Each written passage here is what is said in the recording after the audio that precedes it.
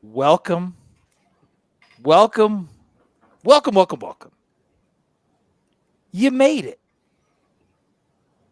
You trudged through the offseason, and now you finally arrived. It is Florida State Seminole football game week. The Noles are going to the Great Green North. They're going to Dublin, Ireland, and we are here as a Noles247 squad to give you just the full frontal assault. All of the boxes in your face. Every single Noles247 staff member, pretty close, is going to be here to give you their thoughts on this season, on the off season. We're going to go through the schedule at the end. We're going to do predictions that you guys are going to hold us to the entire year and yell at us if we're wrong because we're experts.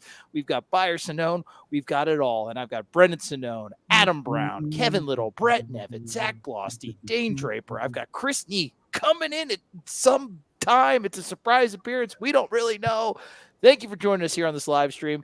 And if you're listening in your car, cubicle, home, whatever, on the OTB audio podcast feed, we thank you as well because you gave yourself, you didn't want to see our faces, and that's an understandable choice, at least from my understanding. Guys, I can't wait to get into this. The chat is a popping. The questions are a flying. The insults are already happening. It's getting ugly real quick, but guys, if you're having an ugly night, I know one thing that can save you, and that's a big old fat glass of Chattanooga whiskey. Yes, it is the best brown hooch that you can get your hands on. South, north, east, west of that Mason-Dixon line, they make the finest purveyor of whiskey. They got everything. If you had a rough day at work, your boss is nagging you, boom, you got the 111 proof. Bam, bam, bam. Delicious. Gets the job done. Don't drive afterwards. If you want to celebrate something, who knows? They've got a bunch of different craft options. They put it in exotic bottles. Brendan, talk about one. Talk about one really good one to get people all wet and ready to go. Okay. Whet their appetite and ready to go. WHET. Go ahead. You're a pro. Yeah, do it. They have a wine finished bottle currently out. It's a Pinot Noir cask. I don't know if I'm saying it correctly. I think Pinot Noir, right? Pinot Noir. Sounds French to me, Brendan. I like. And it's from a Sonoma County winery, and they have that out right now, and they're experimental stuff where they finish in all sorts of different barrels. And I got let's see. We got a port finish behind me. I got a couple port ones. So they do all sorts of wine finish one, but I think the Pinot Noir one's going to be pretty interesting. So they have a lot of berry notes and whatnot. So that's out right now. You can get it in 13 different states, including all throughout Florida pretty much at this point. So yeah, they're all over the place. And Chattanooga whiskey, pretty darn good. Pretty darn good experimental Pinot barrels. They've got everything you could ever want. It's the best booze. Buy it now. It's football season. Stock up. We think we'll be doing it in a celebratory fashion. And guys, what do I always say? After you get drunk, you need to buy or sell your house with the Turner Group, the premier real estate agency in the state of Florida. If you have had just one too many Chattanooga whiskeys, impossible. It's time to jump into the real estate market. What better time than right now? And in an election season, sell or buy your house, rent, Airbnb, second stream of income. Colin and Amy, they will help you. They will guide you. They will Sherpa you through the absolutely impenetrable real estate process, and they'll make it so easy and pleasant. You'll probably just want to sell the house you just bought over and over again, and they'll help you no matter what. Any part of the state of Florida, call them up, and they will assist you, and you will be glad. Okay, let's get into it. That was fun. Ad reads are my favorite. All right. Brendan, I want to go for you first. Just generally, with all of the integrations, you had a lot of leadership, a lot of high-end talent leaving from that 2023 Florida State football roster. How did the offseason just camp and the acquisition of new players? How did the process just go, in your opinion? I think I was going to say good, and then I realized it probably wasn't a great answer. I would have let it ride. All right, cool, good. No, I think they did a really nice job of addressing needs in the transfer portal. But what stood out, and we can get into that, but what really stood out to me, Trey, was how they allowed returning players and a lot of these homegrown players who've been in the program for about 3 more seasons now to really take ownership of the program. And that's the natural progression that you want. And based on what we've seen throughout this offseason, most recently the sample set of the 15 or so camp practices we were at, that's really like come to fruition. Shaheem Brown, Azari Thomas, Pat Payton, Darius Washington. These are guys that we've been writing about for years now, all recruited, most of them under like valued on the recruiting trail. FSU found something in them, was able to develop them. And when we talk about like the roster building process, yes, they've supplemented it through the transfer portal with some high profile additions like DJ Uiagalelei. Marvin Jones Jr. is another guy who's like come online and looks really good in the offseason and probably found some value there compared to where his stock was at leaving Georgia. But it's the story of the offseason to me, man, has been the homegrown talent and what those guys have done, what they've developed into, and that they have been given the platform to become leaders. It's exactly how Mike Norvell wants it to. Is someone entering the chat? Is that Chris Nee? Oh, dude, can you get a glass breaking sound? Dun, dun, dun, dun, dun, dun. There it is. Oh, God damn, my God, it's Christopher Nee. Great. I'm going to ask you a question. Chris, we were talking about this offseason, how it went. Brendan mentioned the influx of new talent, but what more stood out to him was that Mike Norvell was really letting the homegrown talent kind of take over. A lot of those guys like Shaheem Brown, guys that have been in the program for a while. This is now their team. Florida State's got a lot of momentum, Chris, right now. Do you think that in the end that will end up being a wise choice? Mike Norvell letting more of the homegrown talent take over, letting some of the younger guys get experience. But this is a program that needs to, we think, maintain momentum by winning a certain high number of games. Do you think that maybe we should have looked more people from outside the program to bring them in? What's your take on that? I think it's a mixed bag answer. I mean, I think of Patrick Payton, Darius Washington, Shaheem Brown as guys that have become leaders and very, very good players at the positions. I think there's some positions where, you probably could have addressed it a little differently. Tight end, for example, comes to mind. Kyle Morlock's a really good one, but you're looking at Brian Courtney and Jackson West as your next guys up. You probably could have put something else there that was really good, but I will, soften that comment with the fact that I think they think very highly of Landon Thomas, who was slowed in the preseason. So I think it was sort of like a buying into youth versus going and getting something that was maybe a Band-Aid. So in general, I think they are pretty good at roster construction. I think I'm pretty well on record about that over the last couple of years. So I don't question a lot of it, but I think it's always fair in hindsight. There's spots where you can look and say, yeah, they could have, buffered that position, added another guy. But if you look at the two deep, the official depth chart that was released today, I do feel like this is their deepest team they've had here. I don't think the top tier of talent, if you're looking at like a pyramid, I don't think that top piece of the pyramid is as good as a season ago, but I certainly think the base of that pyramid is as good as it's ever been. Mm-hmm. And I think that's a good way to look at it. What do we, Dane? I want to see, because you've seen a number of Mike Norvell team off seasons. What was the difference in this one? Was there any similarities to other previous Norvell off seasons? What really stood out to you just compared to other preseasons you've seen from Mike Norvell at his tenure at Florida State? I think last year we expected them to be really good off the bat. Like we knew what the roster probably should be, and we knew they had like kind of a championship ceiling. And this one was more so like, there's such a wide range of possibilities, and there's a lot of like talented young guys on this year's team. And I think we saw a lot of growth, like more so than we did last year, maybe, which was really fun to follow. And yeah, I think tracking, especially the younger guys who like definitely got better over the course of the offseason was fun to track, more so than probably previous off seasons. And that's something that was more important to see for this offseason and this team than in years past too, especially last season. Dane, who were those guys? You mentioned that there was some ascension, some risers from the young guys who really distanced themselves and maybe could have, we'll talk about the depth chart here in a second, leapfrogged over dudes that have been in the program for a while. Yeah, the first guy I think of, especially with talk today about the depth chart, is Jaylen Brown.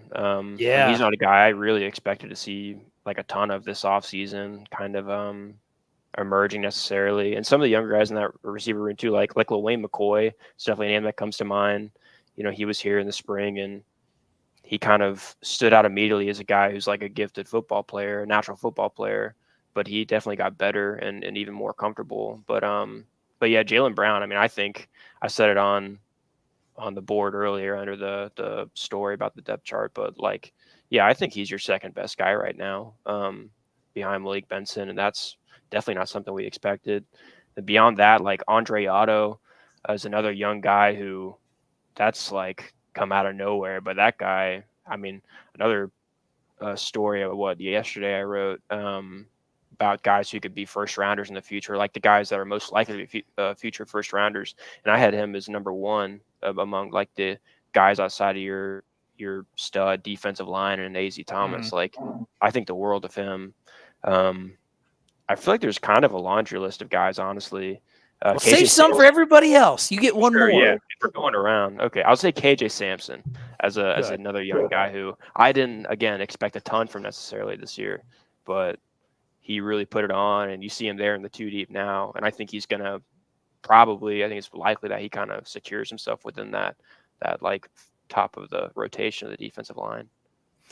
We talked about a lot of young guys. We talked about homegrown talent. Norvell recruited guys. Brett, from a transfer perspective, who's a guy that from a transfer that's really integrated themselves maybe even better than we thought they would, or somebody that's going to have a bigger impact than maybe fans thought when their name was first announced as an addition to Florida State?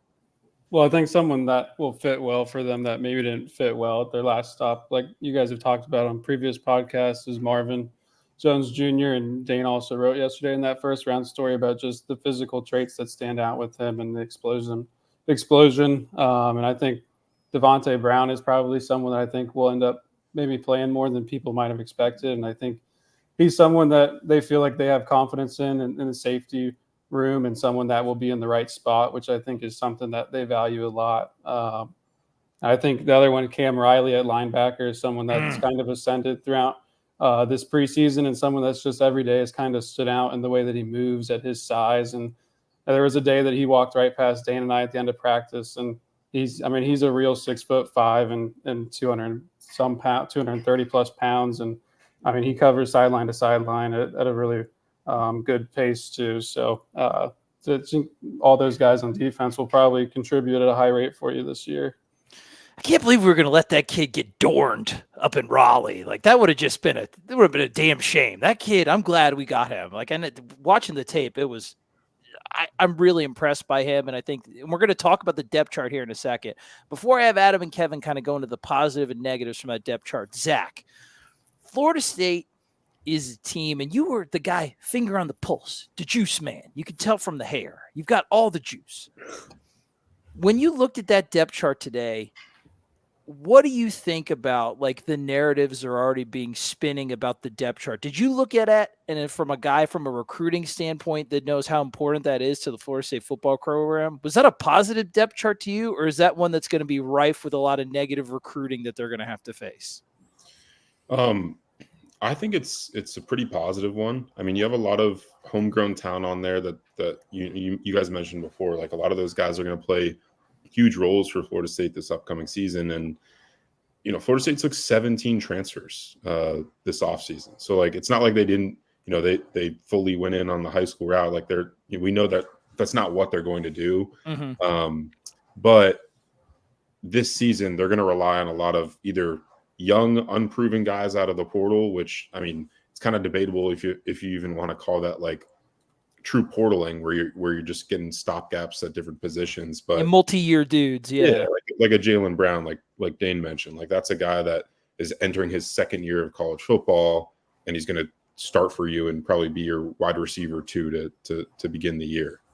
So yeah, I mean, I think it's positive. The negative recruiting, that's always going to happen. But overall, just looking at this roster, it's littered with a bunch of, young freshman talent or guys that are early on in their careers. And a lot of guys that Mike Norvell and his staff recruited out of the high school ranks as well. And it's good to see, because it shows you we've been talking every time when those recruiting rankings come out, the infusion of talent. It's a higher end. Well, now you're actually seeing it, because those guys are worked their way into the 2 deep. And Mark Norvell's a dude that it doesn't matter how old you are, you will get opportunities to play on this team. Kevin, for the positive aspects of the depth chart that came out, it's more oars on that thing than like a Viking warship. It's absolutely impressive how many oars we can jam onto this depth chart. Thank you for bringing it up, whoever did that. That's great timing. Let's take a look at it. Kev, from a positive aspect, you look at this depth chart. You're a smart guy, far smarter than I. far better looking than I. You look at this depth chart positively, what jumps out at you? Yeah, I mean, first of all, the depth, like everybody's been saying, there's guys up and down. There's guys you trust at the second level of basically every position on this chart. But if I have to pick one person who I'm excited about, it's Jaylen Brown. Because you're worried about the receiver position. That's the big red flag everybody's got. You have Malik Benson and then a bunch of question marks. Jaylen Brown is someone who's got the track speed. He's got the talent to be someone that can really open you up. You're really looking for your offense through the passing game to be explosive, that to really back those safeties up. And he's someone that I think can be that guy if you can trust him in the offense, if you can trust his hands, if you can trust him on the right routes. They've reported in camp that he's had some trouble with press technique. Get him in the slot, get him on motion, get him some space, and he's another piece. This shows me that he's someone that they're beginning to trust with the offense, and I think that's a super encouraging sign as someone with a lot of high-end potential. Absolutely. Adam, just like Kevin, better looking, smarter than me. Use that critical eye. Where are some potential pratfalls that you can see in this depth chart? If you wanted to look at it with a negative eye, what are some things where it's like, ooh, that could be an issue? You set me up for failure here. Then give the negative guy the negative. Well, wait a minute. That was totally. That's just the way the round table works. It didn't do that on purpose. You can give your overall thoughts on the depth chart if you think it's good or bad before you get negative. I know where the uproar is going to be. It's going to be over that or Kevin Knowles. Yeah, that made a lot of people angry. Yeah, it did.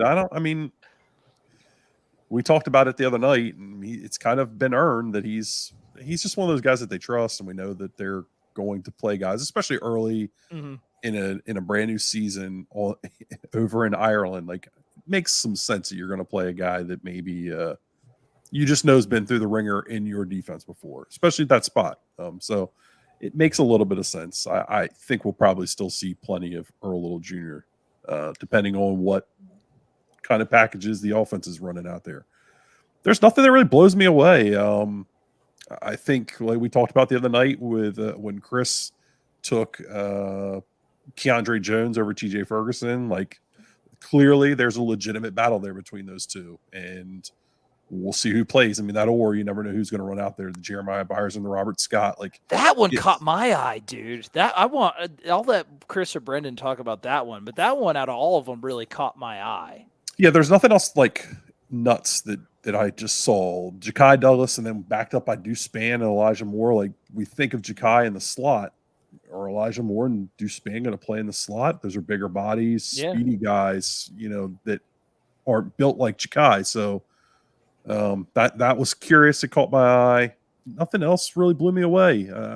I think just based on like linebacker personnel, it makes some sense that maybe we're going to see some more traditional, like 2020 version of the Adam Fuller defense with that true like stud linebacker nickel type, like Cam Riley playing out there, or Blake Nicholson playing out there.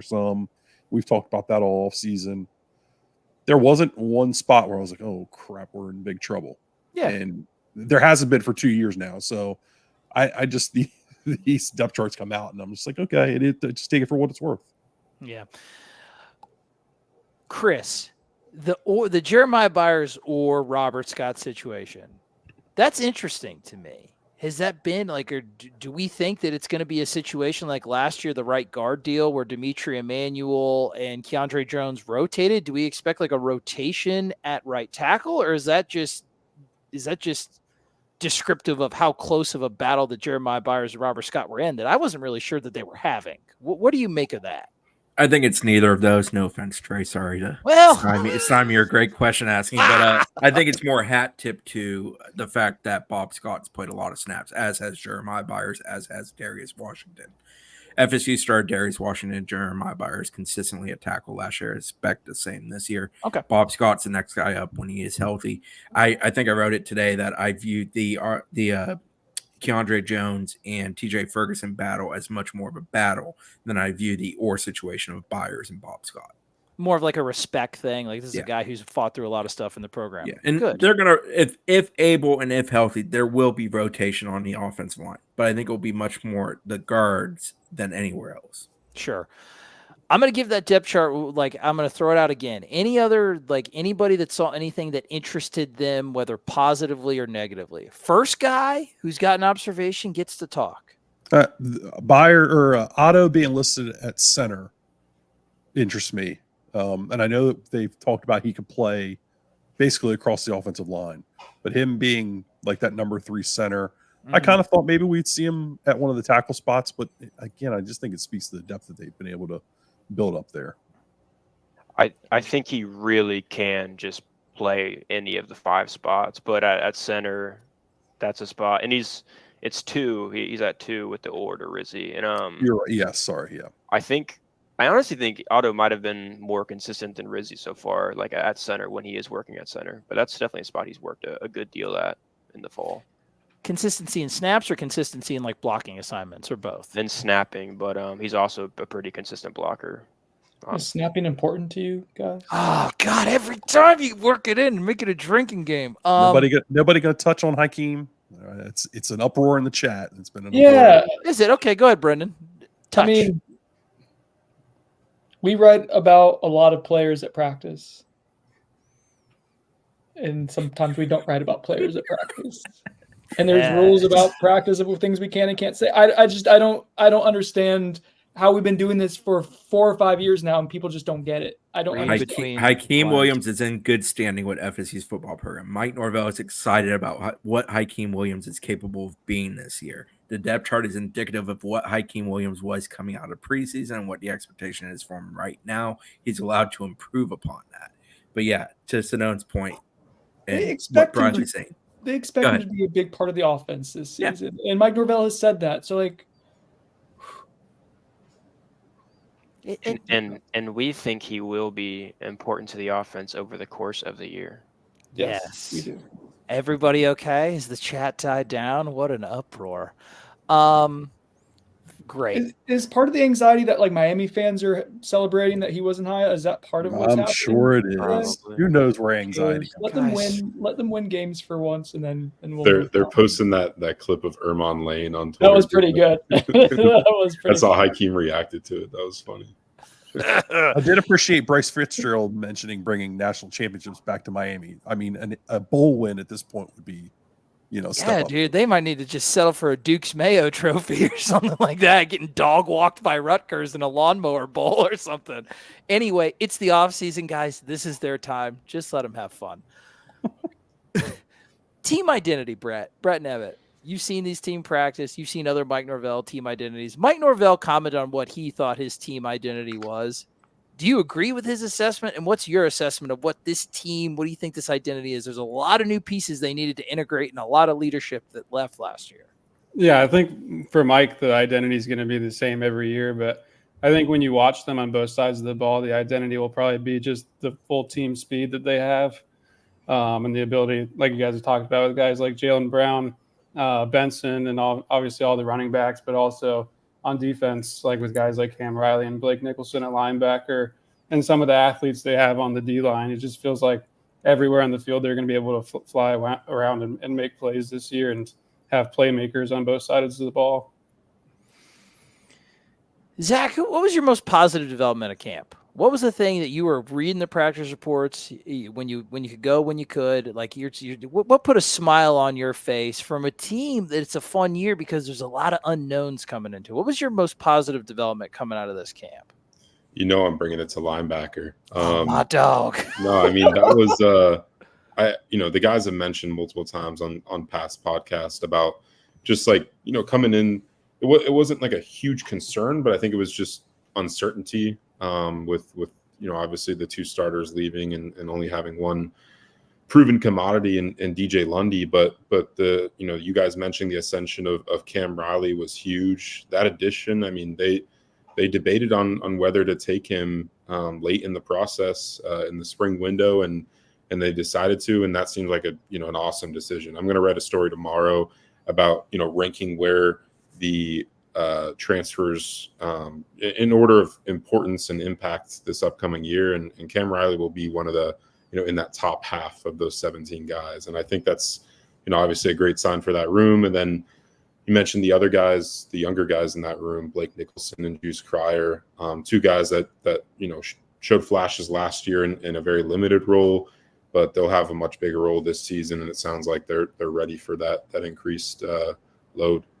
One thing to add on the Riley point, I think it's fair to say the staff did a self-evaluation of that room after the spring and made the decision to bring Riley in. And I don't know if credit's the right word, but I think it's fair to say they do a fairly good job of kind of grading themselves and addressing problems. I'll put it this way. I think a January take for them at that position didn't bring about the results they had hoped for in the spring, so they threw another number at it, and that number has turned out to be the better option in Riley. Yeah, they almost took Cam Riley in the first window, but they decided not to and kind of roll with what they had. And then, like you said, Chris, they did that self-eval and decided to go after him. That was obviously a great decision. Kev, the time is now. You've had time to think, digest, watch film, soul search.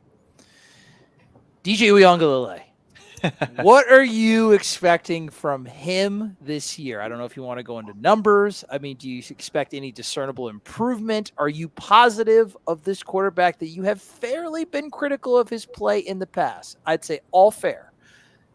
This is your time, my friend. Are you feeling good? Or are you feeling shaky about it? Yeah, so I've already released a 10-minute video talking about him. I've got another 10-minute video talking about him that I'm working on right now.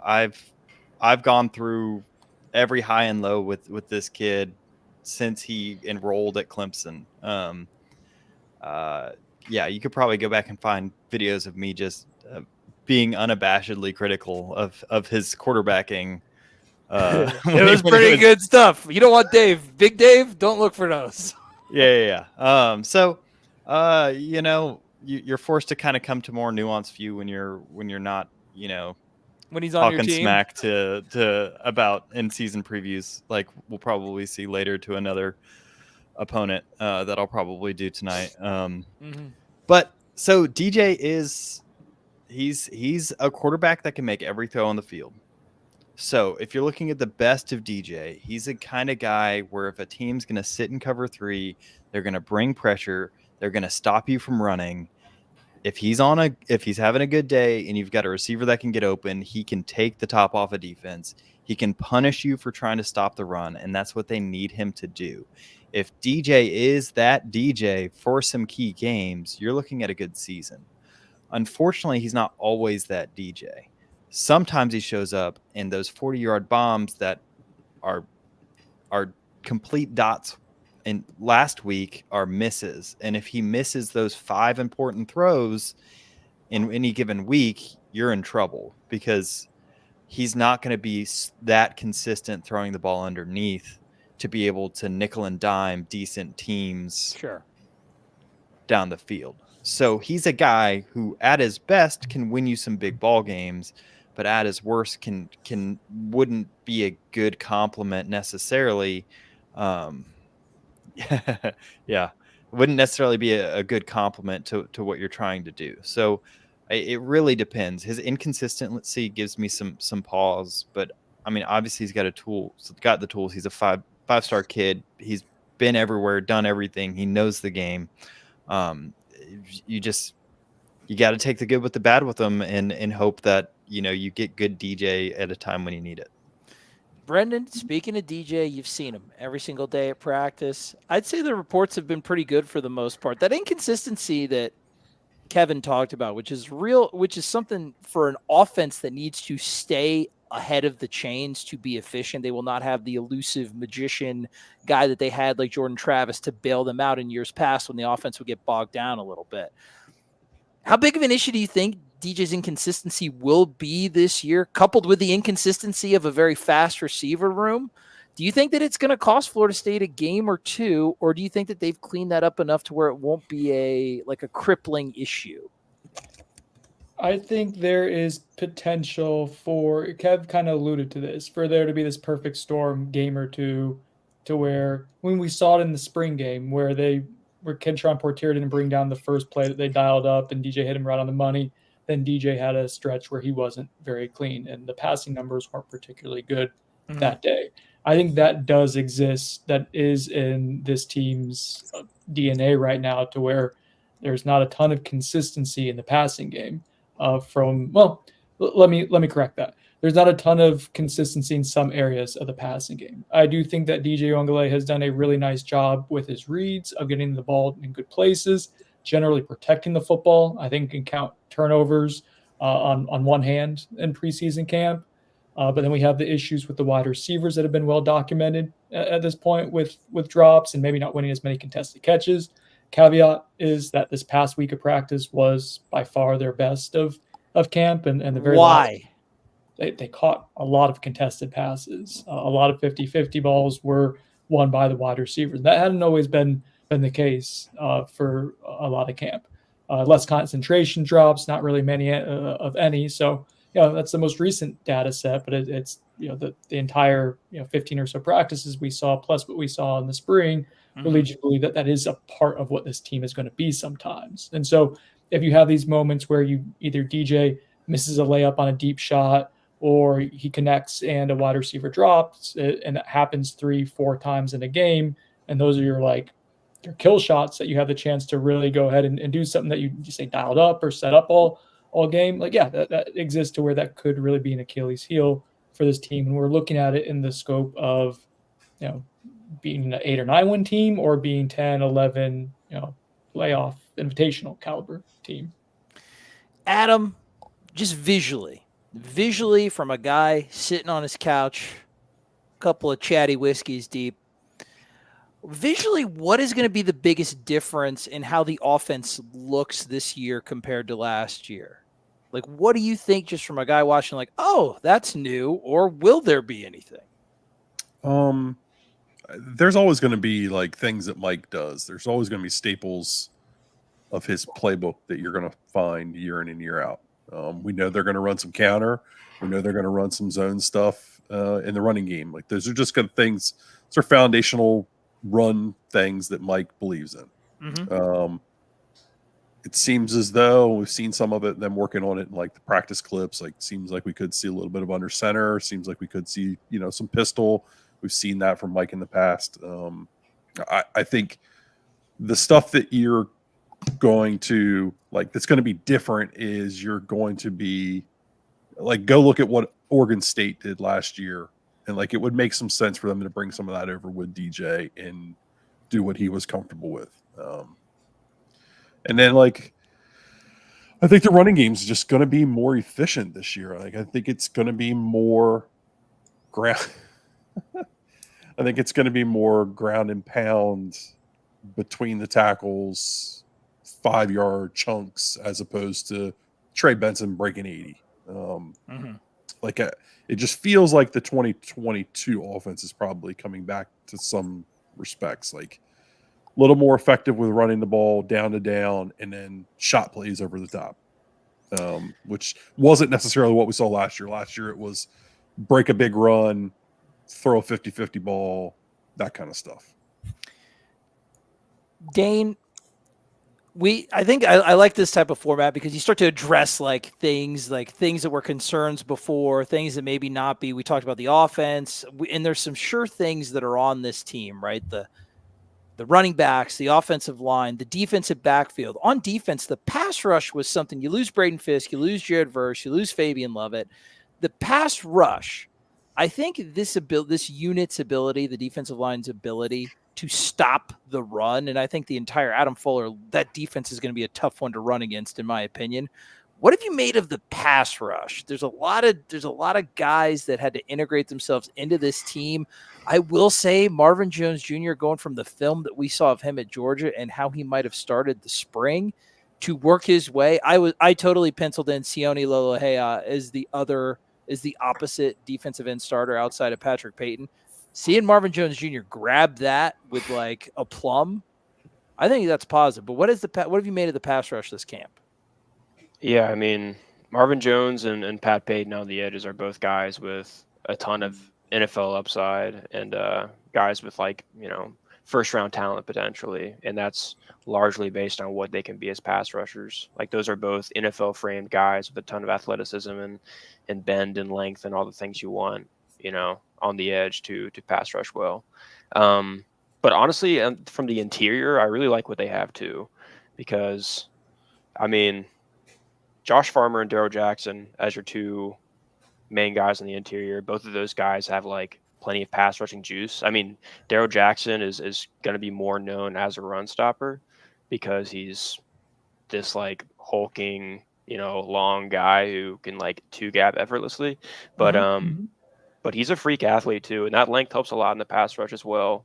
And I mean, we've seen throughout 2 seasons of practice now, or like an off season and last year of practice, that he can get after the quarterback. And then Josh Farmer, we saw along with a really talented defensive line last year, he had 5 sacks as like a rotational, like co-starter. And then behind them, I mean, KJ Sampson's got plenty of juice. Daniel Lyons is like a pass rush specialist almost at defensive tackle. I mean, just from what his skill set is. And then Tamiwa Durjai is a kind of a younger guy who I would see, or I could expect or I could foresee him like coming along over the course of the year as a talented guy who could be really good as an interior pass rusher too. So I feel like of the questions we had coming into the year, or coming into the offseason with the pass rush, I feel like really good about that, honestly. And I feel like there's a lot of upside in the across the defensive line, in that regard. Chris, is there a chance that this 2024 defense is better than the 2023 version of the Florida State Seminoles? It might be tough because the last thing I'm thinking of is that Louisville game. And if not, which of the 2 units on this 2024 squad do you think is going to be better? I'm going to go with no, I don't think it's better than last year's. I do think it's good. I think it's very good, actually. But you're not going to have like a Fabian Lovett quality reserve defensive tackle, for example. Right. And AZ was your 3rd corner last year. I don't think your 3rd corner this year, no offense to Kev. I don't think Quindarius Jones is quite at AZ end of last year level yet. Like, so I just don't think it's the same. You lost a lot of NFL talent on that side. I mean, let's just be honest. You Brady Fitz, Jared Verse, Fabian Lovett, both linebackers, Renardo Green, Jerry and Jones. I probably forgot one because I'm tired. Been a long day. But I don't think it's the same caliber. I do think it's very good. I do think it's very deep. I love me some Earl Little, Conrad Hussey. I think the ceiling of some of the guys is unbelievably high, but I don't think they're there yet. Is probably the best way I can put it. Daniel Lyons is a guy that Dane just brought up before he dropped off the face of the planet. He's back. Hey, buddy. As someone that, has kind of shown good signs of promise, and he really did. Like the last 10 days of the preseason, Daniel Lyons looked like the version of Daniel Lyons we've wanted to see. He was very consistent with it. That's an excellent sign for depth on that interior. Like KJ Sampson a lot. I know Brendan does as well. He's a bowling ball. He moves really well. He's aggressive. He's one of those guys. He's kind of like the Andre Otto of defense. He just has a want to, and it's fun as hell to watch him in action. So I'm not trying to act like the defense isn't going to be good. I just don't think it's the same caliber as last year. I think last year's unit was pretty special, and truthfully, probably the biggest thing that pissed me off about the snub, beyond the fact that I had to cover an Orange Bowl that was utterly meaningless, was the fact that defense never got the respect it deserved, because that defense last year, especially at the end of last year, was a damn fine unit. You think the 2024 Florida State Seminoles are going to be more led by their defense or their offense this year? Out of the gate, defense. Okay.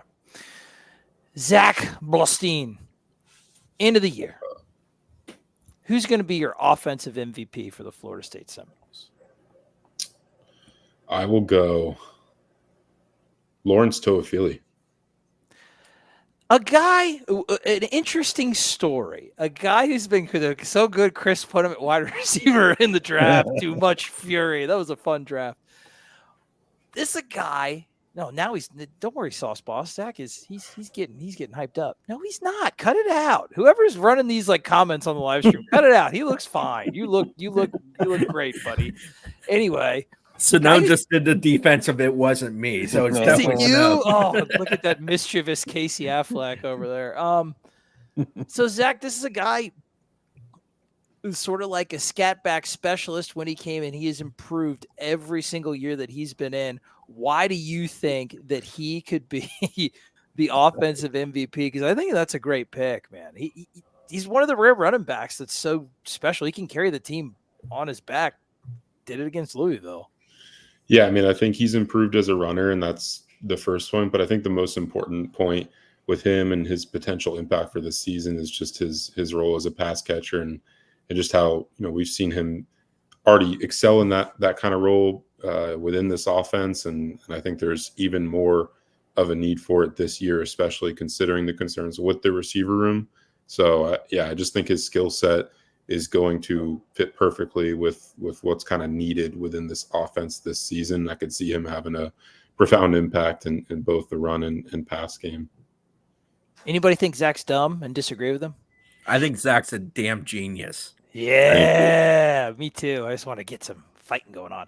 Brett, same question to you, but on the defensive side of the ball at the end of the year, and you got a lot to choose from. Who's going to be the guy that's like, oh my God, thank God X was on Florida State's team in 2024? Yeah, I think it excites you how many guys you could choose for this. But I think from leadership wise and on the field, it's probably Shyheim, just because Shyheim, communication wise in the back end and what he's doing with the defense, and also how he's just become a complete evolved version of himself physically on the field. And he's playing more controlled, and he's not just an athlete with a ton of potential now. It's like he's a really damn good player at this point, and he's going to make a lot of plays for you in the back end. He's going to clean up a lot of stuff. But like I said, there's a lot of other options you could take for this. Pat could have 10 plus sacks. I mean, MJJ could have the same, and Fentrell and AZ on both corners, like they could both potentially be lockdown guys, and that could go a really long way for you too. But I think ultimately, when you combine the leadership part and the on the field, it's probably Shyheim for me. That's a wonderful answer. Zach, you were just taking strays, my dude. Oh, that's my buddy. He's in Dublin. What are you doing, man? Get back to the Guinness. You don't want to watch this bull crap. I got supportive friends. I love my friends. Adam, we got Byer Sonone questions, right? Because we're going to get to the schedule talk. I feel like we've a very sorry. Okay, we can vamp. I'm a professional. Anybody else want to add another name that Brett didn't say? Well, Adam, who is unprepared, is pulling up these Byer Sonone questions that I told him to have ready. Anybody else have a name that they want to throw out there? Whichever. Yeah, I mean, there's so many guys. There's betting so many on guys Benson. Benson's on offense, the one that came to mind. All right, Chris Malik Benson, because he's a guy. Yeah. He's FSU's number one wide receiver with a bullet. Is it just because he's on this wide receiver core, or is he a true number one in your opinion? When he is the alpha version of himself, it's because he's a true number one. I go back to the first time I really watched him and thought, how the hell did Alabama only get him the ball 13 times? Jalen Milroe is the answer. I know, spray shooting Milroe, but I think Benson's a dude. Like, if FSU is going to maximize who and what they're going to be as a passing offense, it's because of Malik Benson and Lawrence Toafili. But don't tell Brendan. Didn't you draft him as a wide receiver? In the I did. Running back? Yeah, because some would call that scummy. Some would call that scummy. Scummy. The shadow GM Brett. Let's not relive old wounds, gentlemen. Adam drafts every center known to humankind. Adam, do you have the questions ready? It's devolved. Yeah, I mean, I don't know if I would call them good questions. Oh, you guys failed? Come on. Okay, let's see how bad they are. How bad can they be? I'm glad it's not just me. Yeah, I don't know. I mean, I kind of put it in there last second, just wanted to have a little bit of fun for them, but they failed miserably. Okay, well, let's see how bad we're. All right, Byer Sonone brought to you by the Turner Group. I haven't got to do that. Yeah. Kyle Morlock will finish as the second leading receiver this season behind Malik Benson. Also known that. Anybody gonna buy? He's a good candidate. I'm Sonone, and Brett, tell them who you think it's gonna be. It's a hot take here. I think it's gonna be Lawrence. I think it's gonna be Toafili. Chris is basking, man. He's sitting on the Iron Throne. It's a love now. He get hot and bothered. He get all husty. He's just become such a natural receiver, and the amount of plays that he makes, and the ways that they get him the ball, and the way that he understands Mike's offense. I think he always finds the space to make plays, and the way that he catches the ball now, it's just he looks like a natural wide receiver every time he's out there.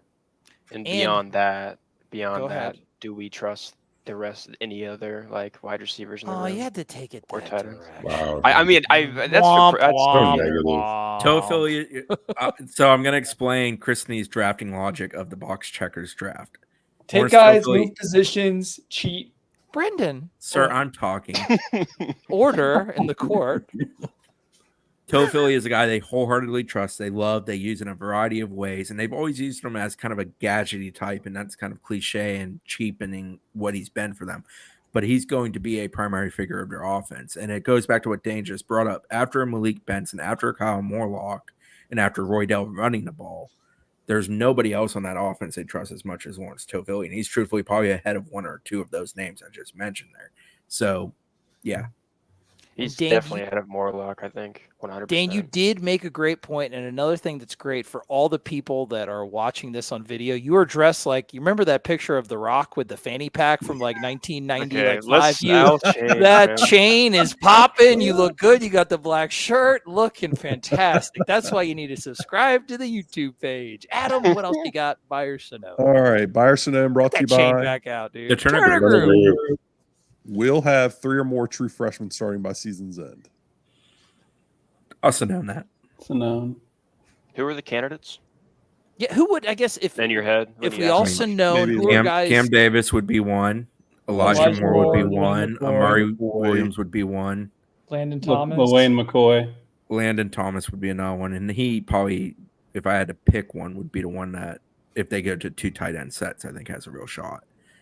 Is Outside of Brett that, saying you think Luane They McCoy? love the No, I'm love the saying I young think he'll be corners, a but they're super deep there.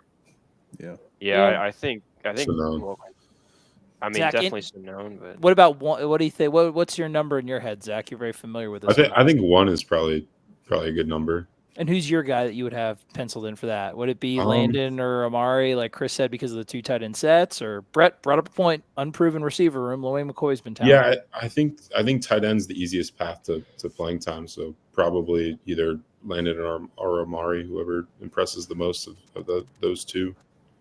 Who's Luane out of those 2? Who has it? McCoy Oh, go ahead. Would Luane McCoy at punt returner potentially would that count?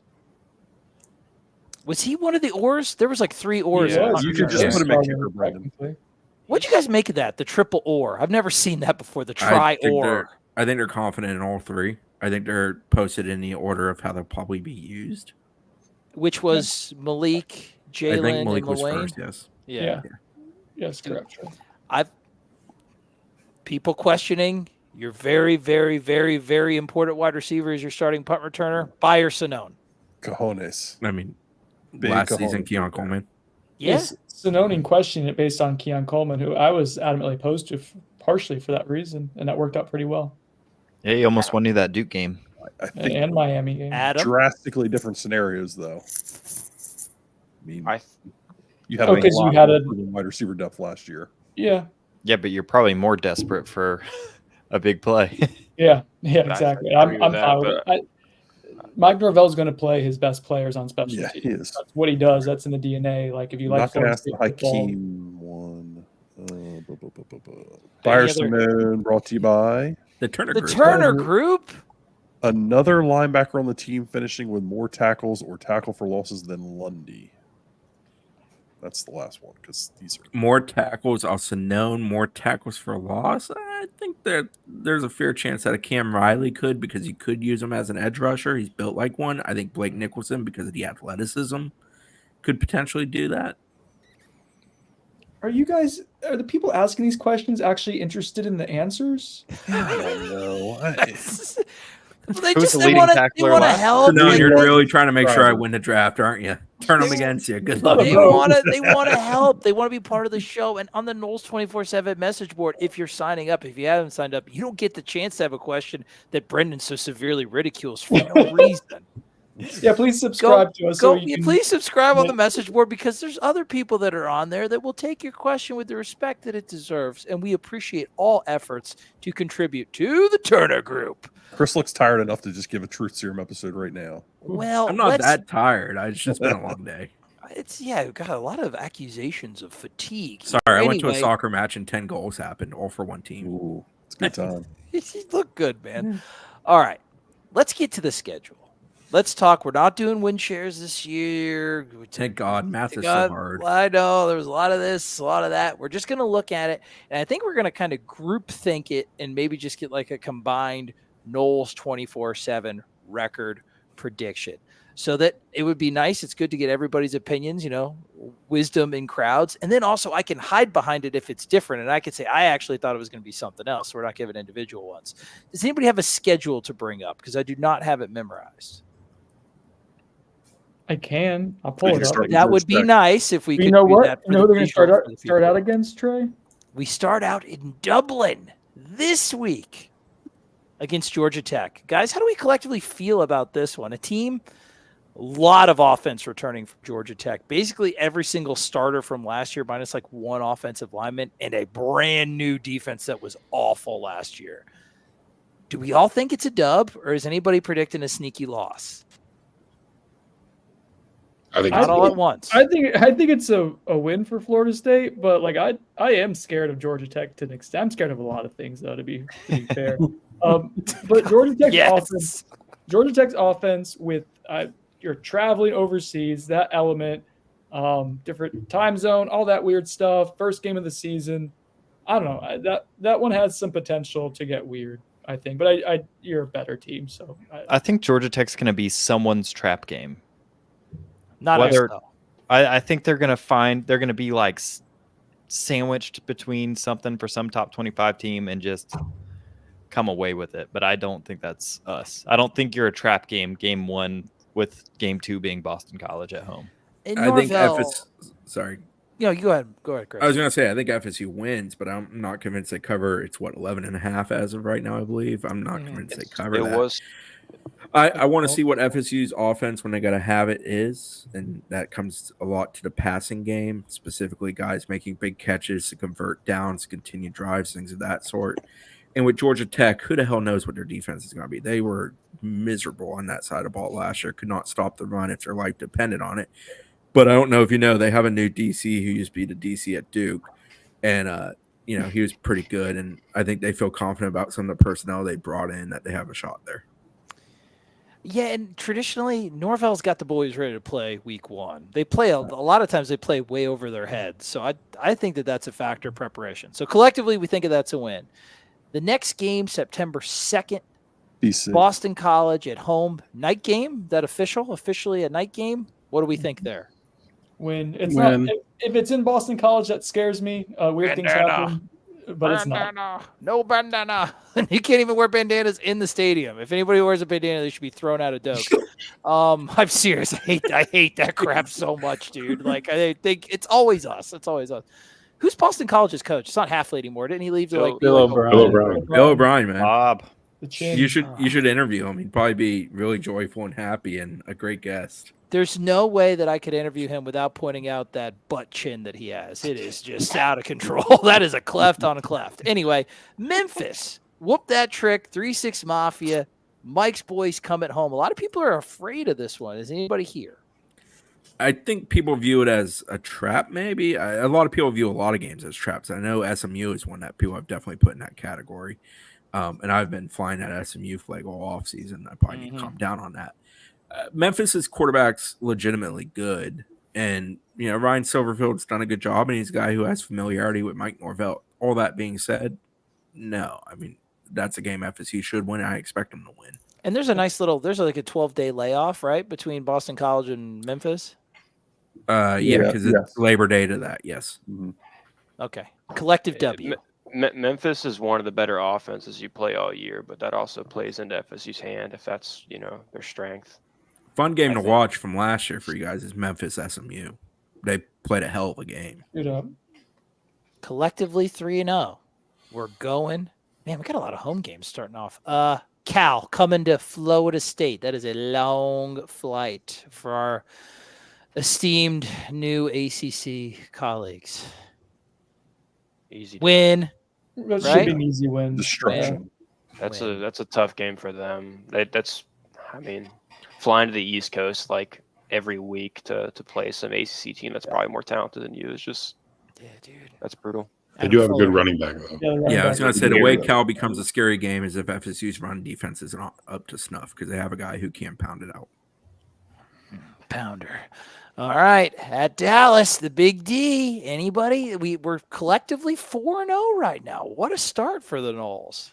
Anybody want to throw their hat and the L in there? I heard a lot of 9-3s and stuff like that before the Nah. podcast. You got to have losses somewhere. Yeah. This is Teams super built to defend a losable. team like that. This is Okay. super losable. They have a lot of Power 5 talent. They have a good quarterback. They have a well-coached offense that's pretty explosive. Their They saw And that defense, in the it's portal, Dallas. didn't This is their Super Bowl, and FSU is by far the best team they play all year. their defense was really good too last year, right, Dane? Probably, I think so. Yeah. It was They're like pretty top confident on 25 both sides of the defense. ball. They have a really It's good Lashley, defensive right? line. Yeah, Rhett Lashley is the head coach. He's done a really good job assembling a roster. They have a quarterback with a great deal of experience. He's brought in a ton of Miami transfers, guys he recruited to Miami. The thing I love about Rhett Lashley, he's a firm believer in his system, and he runs his system really, really well. And he does a really good job recruiting to his system. Reminds me of another guy I cover. I think SMU is really good. I think SMU is going to make some noise in the league. I don't think that's the week that they make the noise, though. Personally. Okay, I'll put that as like a win for right now. So what's that? Would they be 5-0? That'd be their 5th game. This is the converse I mean- Trey, of like the not doing the points or the Yeah, fractions. sure. We're going to be is 11-1 or something. I pointed as like a 50. Honestly, I put that as like 0.5 of a lot. We'll go back. That's one that I'm going to circle that we all need to collectively. If we get to 12-0, we need to go back and revisit some of those games. Pencil in as half a loss. It's got the makings of a trap game, a road game before Clemson. Yeah. So those are two Right. factors. So I'll But I write feel down like SMU. trap They- games come and go and have like a 50% hit rate on actually trapping you. Well, yeah, but I'm just saying there's a potential chance. There's some huge factors trap. here that don't play out necessarily straight up. I'm I going to guess cut I off Brendan just to make him uncomfortable again. I think if we're I think like betting lines is a really good like nuance to this kind of conversation. And there's not a line out for this, I don't think. But I mean, in Dallas, this is still like FSU's probably still a touchdown favorite. Yeah. You know, it's that kind of thing. They're definitely a more talented team, like no doubt. Good perspective. Across the roster. Clemson, a game that I think win percentage wise, Florida State should have lost last year from like a win probability perspective, right? Like as far as like, what do we think this year? They come home, they didn't bring anybody in from the transfer portal. Cade is a year older. I guess another year under the Garrett Riley offensive system. What do we think about this one? It was tough last year. It being home makes me like this will be one of your tougher games, but I think it being home, Florida State will probably be favored in this one too. So win from Brendan, win anybody else, because we are gonna we're gonna make this team 12-0, dude. Yeah. No, we're not. We're not. It's not going to happen. I think you beat Clemson. SMU scares me more than that Clemson game does. Oh, Really? Yeah. I wonder what the win or the point total is going to be on this game because both teams. Clemson team has not been well coached in a few years now. I just can't give them the respect I used to give them. That They had a first good 7 game is plan though against an FSU last year. It's good. It's good. But Florida State's front is going to be as good as it's been in years. I think I know, the that's what I'm Clemson saying, receiver though. core is going to actually be pretty good to, maybe more than that this year. They brought in some, although they have some unproven guys, like the early returns on their true freshmen are pretty encouraging for them. This could be the first game where eventually it is going to happen this year, a couple games where your running game is going to get shut down. This is going to be that might be the game where DJ is going to have to play above his head a little bit. So Yeah, watch out. I think there's also a degree you don't want DJ to get caught up in the moment of it all. Too. Yeah, good point. My thing with Clemson, and Zach hit on it, their young receivers are getting praise, and I'm very interested to see if they're actually going to be able to pass the ball, if they're going to handicap themselves passing it again. They don't have Will Shipley to bail them out. Phil Moffitt's still a very good running back. I know they've got some young pieces in that room they like too. Defensively, I think they're still pretty damn good, especially up front. I mean, I think that's going to be an ultra competitive game. If we were doing win shares, that would be one where it'd probably be no better than like 0.55, 0.60 for FSU. We'll keep that one. I'll mark that one down. Those and SMU, I'm marking down for discussion later, depending on the total. Duke, collective Stinks. win. No Riley, win Leonard. They got a bye week after Clemson. They, Defending on enemy paper, which are they're not. awful. Yeah, they lost a lot of talent. They're basically an Ivy League team. Like a great deal of their transfers in are Ivy League guys. No offense to Ivy League guys. I'm very happy for you'll be my future boss. But I think Duke's going to be awful. Plus, they're coached by a guy who's left plenty to be desired. Speaking of coaches that leave plenty to be desired, on the road next week, it's the Mario Bowl. This is one that I know that Florida State staff wants more than the others. They have mortgaged everything on this year. Miami needs to actually win in season rather than just the off season. You would think Life Wallet is out of business. Like, they need to do actual things on a football field rather than off the football field. It's a hard-fought rivalry. It is at Hard Rock, which means people will be at Hard Rock, which makes it it's a tough environment. What do we think? Kev, what do you think? Because you have developed a very strong Miami hatred, and I've been proud of it from somebody so objective and analytical. What do you think this year, dude? Yeah, I'll be worried about them when they show they can coach. I'm with you, dude. I'm so down on Mario as a coach. Look, man. Cam Ward is a talented kid. He's going to be a good quarterback. He'll be fine. The problem is that so was Tyler Van Dyke. So was Justin Herbert. So was insert name here. Mario Cristobal is really great at convincing guys to go down there and spend years being worse than they were before and were after. So am I worried about Cam Ward? Maybe. He's the kind of guy that can, break Cristobal's system and say, I'm just going to do what I want to do and don't tell me what to do. Don't tell me how to live my life and actually be okay. But I honestly think this is late enough in the season that Miami's going to have a loss or two by the time they get here. I don't think that they're going to show up. I'm going to say Mike Norvell's going to beat Mario Cristobal until I'm proven otherwise, because I think that's a safe bet at this point in time. I like it, dude. I agree. I think that there's a very little chance that Florida State, because we have them as 8-0 collectively. I don't think that they're going to go 8-0. I'd see them slipping up to Clemson or SMU. I think they'll be 7-1 at this point. Sure. Do you guys think they'll be 8-0 at this point? I wouldn't bet money on it. Yeah, that doesn't seem the most likely. So I'm going to put the official Noles247 win-loss record right now. It's 7-1, and from this game. I'm not going to say it's because this game, because I'm Kevin. I'm really, really down on him as an X's and O's guy, dude. Like, why don't we go through everybody here and just do this is a big game. Okay, fair enough. Yeah, go ahead. What do you guys think, Brendan? Miami. I think Miami wins. The what? Cam Ward factor? What do you think? What about them? It'll be at Miami, and if they haven't just completely imploded by then, it's a pretty easy schedule. So if they beat UF in the Swamp, they have a chance to have a lot of wins and keep that thing together. If that is the case, they do have talent. I don't think very highly of Mario Cristobal as a coach at all. But I do think he has two good coordinators. And if he's able to allow them to coach the talent they have, and again, they do have a good amount of talent. Big if. Yeah, no, it is. It is a fair if, but on paper, Miami, I think, is just as talented as you are, and they're at home. So probably more talented, yeah. Yeah, probably Adam? more talented. Adam, what do you think? This is a loss. So 2 losses? I think they can play with you up front, and I think Cam Ward's a good quarterback. Kev's a W for the reasons. I am also a W for the Miami exact should same win reasons this game that for Kev. what it's worth. They have a coach that minimizes the talent they have on their roster, and he always has, and the quarterbacks get worse. I'm with Kev. I'm a W. I also think Ruben Bain's going to be worse. I think they ran him into the ground last season. I don't think he's going to be the same guy. I don't think they've got a good strength and conditioning program. I think they're still running wind sprints at the end of practice. I think that I don't know what they're doing, but it's not working, and guys get worse there. I would be surprised if Ruben Bain was better this year than he was last year. Dude, clip that. Yeah, I don't know, man. They don't do load management right. He got worse. Show me one player that gets better.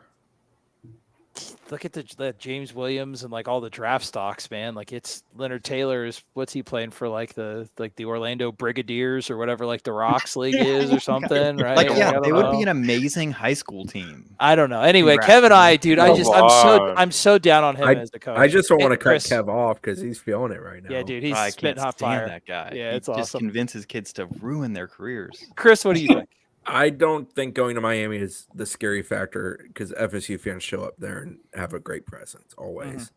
If FSU is able to throw the ball, which is a big if at this point, I think they could beat Miami wholeheartedly. I don't think Miami's secondary is particularly intimidating.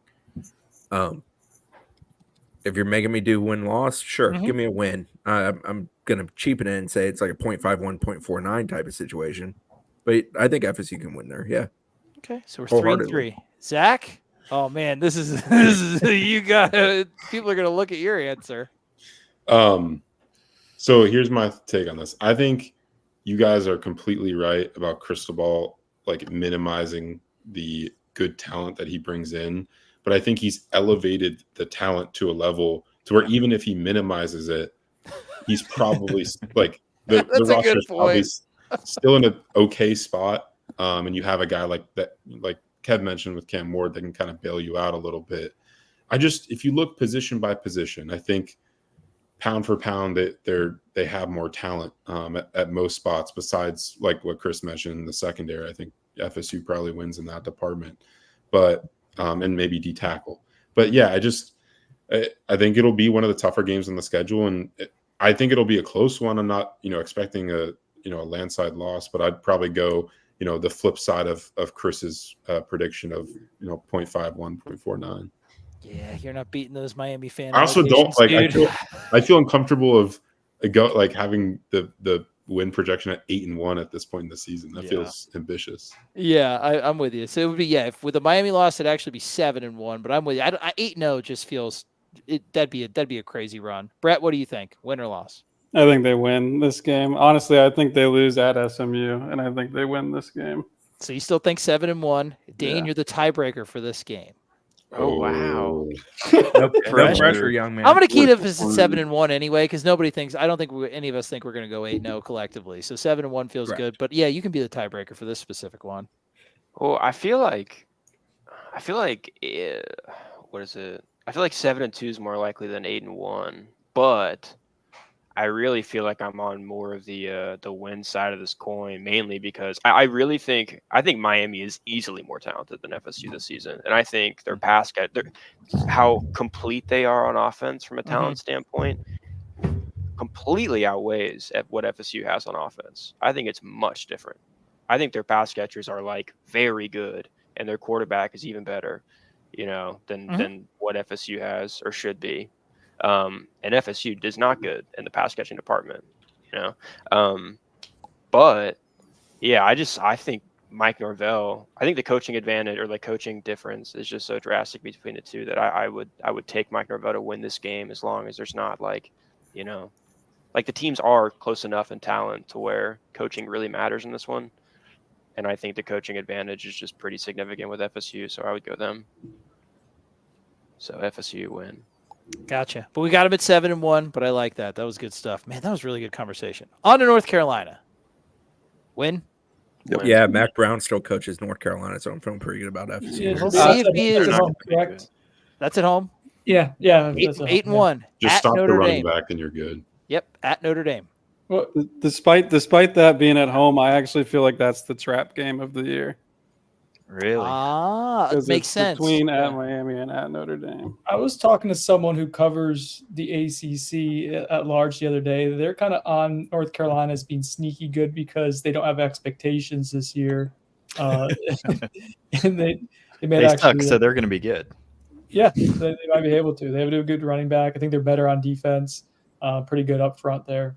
It's so awesome how much better of a coach Mike Norvell is right now than Mac Brown is. Though, dude, we beat them. We beat them when we were god awful. What do you think Mike would do if he tried to do one of his weird post game handshakes to Mike? Mike's pretty respectful, but also I don't know if he would laser eyes. Okay, Yeah. I can see that.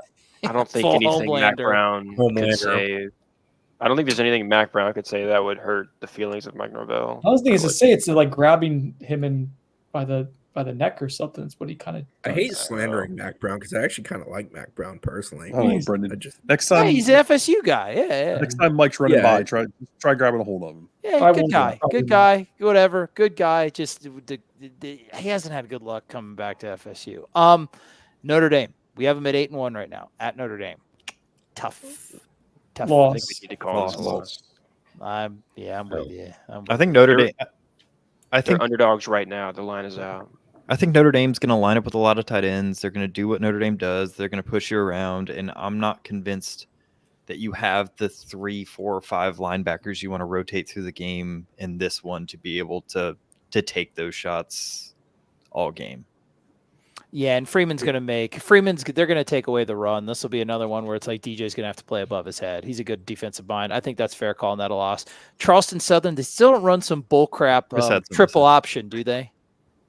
Oh, I don't know. I don't I know. don't know. Oh, that's right. They were diving at knees. Yeah. If you're going to I don't think schedule an so. FCS, not one that runs the triple. Chris, did you have something to say about Notre Dame before I started getting? No, I think their defense is really legit. I think their defense is very, very good. I'm interested to see what they look like when November rolls around, especially from a health standpoint. I don't love Marcus as a coach. Like, I don't think he's a guy that's going to pencil whip anybody, but I do think from a talent standpoint that Notre Dame team is very talented. Tough environment as well. Traditionally, Florida State at Notre Dame, not great either. We got them. Charleston Southern, as long as they're not no catastrophic FCS injuries, win 9-2. On to Florida. Got them at 9-2 collectively. First question: do we think Billy Napier is even going to be the coach for this game? Yes. I think Florida is going to be better than people think they'll From be. a I know- record So no Mike's standpoint, Graham yeah. Mertz. Let's get the Graham Mertz stuff out there. Let's The talk. Graham Mertz is serviceable. Yeah, I think they were really young last year, and they played some decent players. Freshmen, a lot of snaps. I think that'll help them out to some extent. They haven't been great in the transfer portal, though. That's been like a negative for them. Hence why they haven't gotten much better as a program. But I do think like the high school recruiting and development there has been pretty solid, actually. But I mean, I know what the schedule is.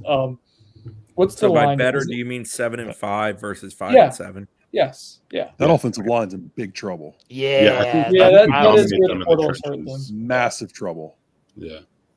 There's not a I line just out think right now. Florida's going to be a mash unit by the time they play us. Yeah. Like, Same. Yeah. Yeah. They're coming through the ringer those previous 4 weeks. So yeah, I'm Yeah. saying it's a win. With that, They- in mind, I think it's a win for Florida State. Yeah. Yeah. They do Wins some up and tricky down? stuff on offense. They get their points, but yeah, I don't think they'll have it. We talked about it last year. Billy Napier very good with emotions, the eye candy, like He getting good basically- looks for his guys. Yeah, He watched the college football 25 meta on bunch sets, running crossing routes out of bunch sets, and just does that all game. oh, he's a spammer. All right, guys, 10-2, 10-2 with potential losses to. We have a Miami and a Notre Dame. Notre Dame would not count as like a conference loss, correct? How does that? correct. So that would be you're in the ACC championship game. I get like you maybe rematch against Miami would be if you're beating Clemson. That would be interesting unless you have like a Louisville situation where somebody runs the table on the other side, maybe goes undefeated. I don't know. Could you imagine a championship game between FSU and ACC or Miami and ACC championship game with all the trash that Florida State fans talk to Miami about not having an ACC championship and this possibly being your last year in the ACC? So that would be what's on the line. You is to deny dunk them one them. more time. Yes, that would be what's on the line. God, that would be That the would be drama. so sick. That would be so sick. I would love it. I can't. I'm getting like super. I'm getting as happy as Chris was earlier talking about Toafili, thinking about that scenario where they're like so close. like. It'd be Would you so rather? sweet. Would you rather that? So you skunk them. You shut them out, and you know that you're going to leave the next year, or win a playoff game. I can guarantee you one playoff win. It's always Or beating Miami. Always beating beat Miami. Miami in the fine. ACC championship. Into I don't know, dude. Like Let's have some pride. normally, It's- I'd go for the Playoff game. I'd Beating go for the Miami? playoff win. The scenario where they beat you once and then they have to replay you again for the chance to like get their only conference championship. Like they were in the ACC for like 2.5 decades and they never got one. I mean, I'm probably still going to take playoff game, but dude, like that's way closer. Like just the deliciousness. Yeah. It'll be fun to look back on in 20 years kind of thing. Like Yeah, that'll man. last longer probably. Forever. I struggle with all the Miami talk. They have to go and be good for me to actually believe they're going to be good. I know they are talented. I agree with the talent takes on them. They are a very talented roster, very heavily invested, and it shows. But talent's only as good as it plays together, and sometimes when it's mercenary type football, which for most teams it is, that's not a shot at UM. It is for FSU too. They take plenty of portal dudes. It's about how do those guys come together? How do they play together? Florida rolls out there and beats Miami, which would crack me up. Like, I think Miami's season can be so drastically different based off of what they do out of the gate in one game. So for me, it's tough to sit here and talk about the first weekend in December and want to be like, yeah, I think Miami's got a real shot, even though I know they're talented enough to have that shot.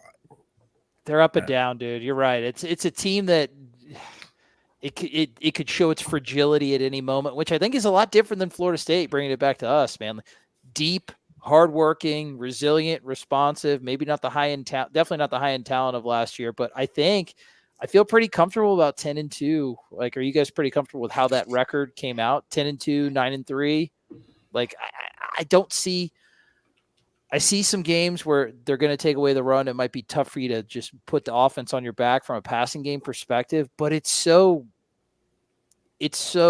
artfully constructed, this roster, and so thoughtfully constructed that I really think you're going to avoid a potential disaster. Now, barring any crazy injuries or something like that.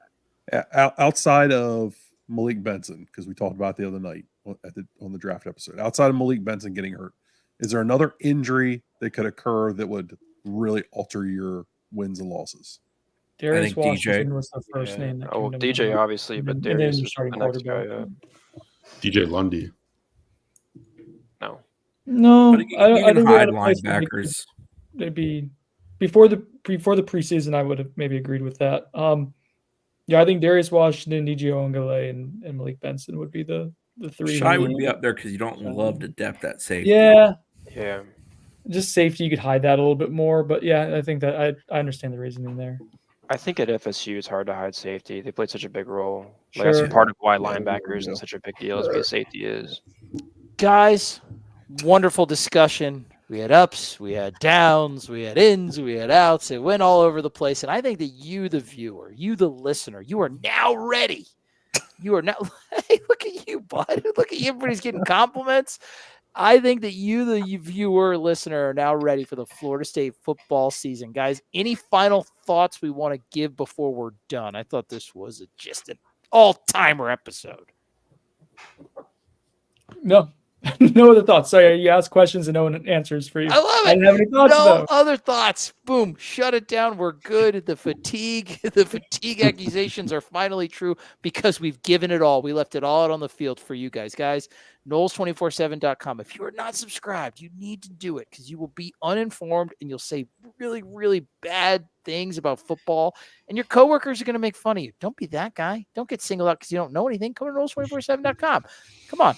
Just do it. Just do it, man. Come on, peer pressure. It'll be fun. It's always fun. Everybody loves it. Anyway, also, Noles247.com YouTube page. That's where we're going to be doing all of our instant reactions this year. Put all the notifications on, all the interviews, all the great work that these guys do. X's and Noles YouTube channel, notifications on. We will be reviewing the film every single week, breaking it down. This is the time that we live for, and we are excited.